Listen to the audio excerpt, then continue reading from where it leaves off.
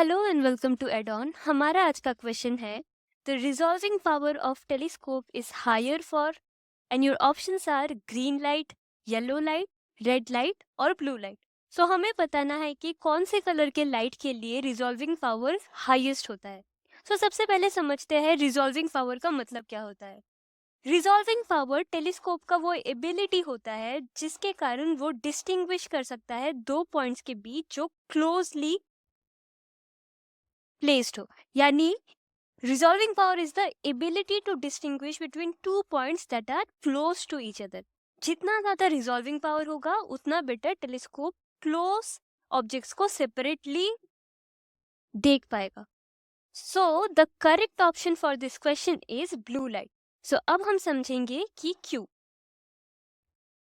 For a telescope resolving power का formula होता है resolving power equals to 1/थीटा।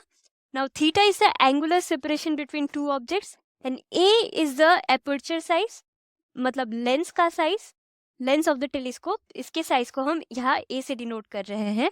And lambda is the wavelength of the light used. Okay, so here we can see resolving power और wavelength inversely proportional है।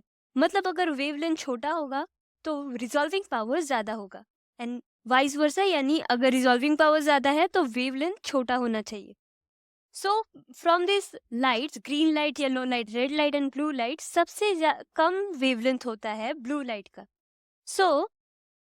क्योंकि blue light का wavelength सबसे छोटा होता है, अराउंड 450 नैनोमीटर्स ब्लू लाइट का wavelength होता है, जिसके कारण रिजॉल्विंग पावर ब्लू लाइट का सबसे ज्यादा होगा। अगर आप टेलीस्कोप से किसी ऑब्जेक्ट को देख रहे हो तो आपको उसके डिटेल्स क्लियरली नजर आएंगे। तो ब्लू लाइट का यूज करने से हम टेलीस्कोप से ऑब्जेक्ट को क्लियरली देख पाएंगे, क्योंकि उसका वेवलेंथ सारे लाइट्स के कंपेयर में सबसे कम होता है। So that's all for today. Thank you for watching.